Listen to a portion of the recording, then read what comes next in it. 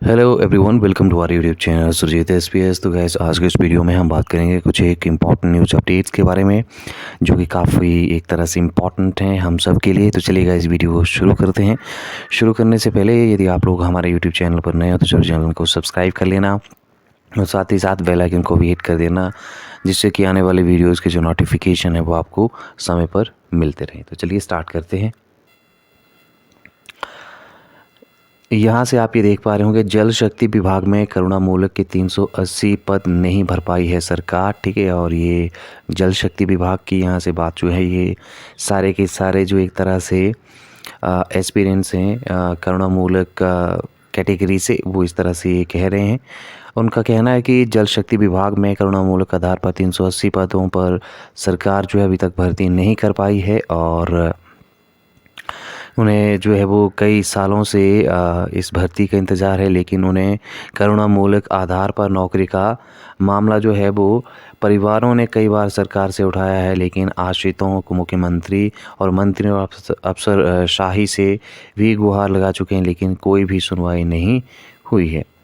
ऐसे में 1.5 साल से करुणामूलक का नौकरी के लिए जो है वो क्रमिक अनशन भी किया जा रहा है, लेकिन आज तक सरकार ने कोई सुनवाई इनके लिए जो है वो नहीं की है। बताते हैं कि लोक निर्माण और बिजली बोर्ड जैसे अन्य विभागों में करुणामूलक आधार पर चतुर्थ श्रेणी में नौकरियां जो है वो ऑलरेडी दी जा चुकी हैं। ऐसे में करुणामूलक संघ के मुख्य सलाहकार शशि ने कहा है कि जल शक्ति विभाग में चतुर्थ श्रेणी में 380 पदों पर नौकरी के लिए मामले वित्त विभाग के पास जो है वो लंबित पड़े हैं। ऐसे में मामला सरकार और अफसरों से कई बार उठाया गया है, लेकिन प्रभावित परिवारों को इनसे कोई भी राहत नहीं मिली है।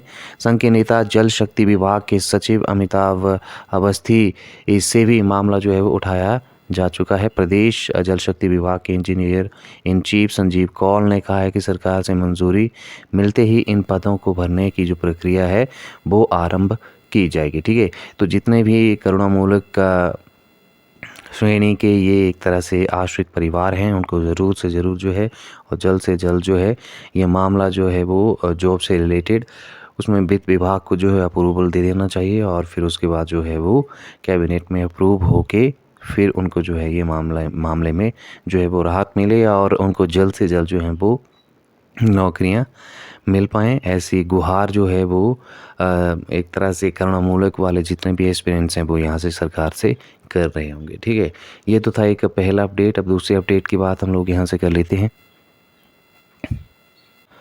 दूसरा मामला है आउटसोर्स पॉलिसी का, और ये काफ़ी टाइम से ये जो मैटर है इसको भी जो है वो बार बार घुमाया जा रहा है, और परमानेंट पॉलिसी की तरफ अभी तक भी इसने जो है वो कोई भी स्टेप नहीं लिया गया है। ऐसे में आउटसोर्स पॉलिसी को लेकर सरकार कितनी सीरियस है वो भी हमें देखना पड़ेगा, और 22 सितंबर को फिर से जो है एक बार आपकी जो है वो कैबिनेट मीटिंग रखी गई, तो उसमें देखना पड़ेगा कि क्या आउटसोर्स की जो पॉलिसी है उसको सरकार जो है वो कैबिनेट में लेके आती है डिस्कशन के लिए या फिर नहीं। ये चीज़ हमें यहाँ से देखनी पड़ेगी, क्योंकि 30 से 35 हज़ार ऐसे कर्मचारी हैं आउटसोर्स पे जो कि काफ़ी समय से काम कर रहे हैं।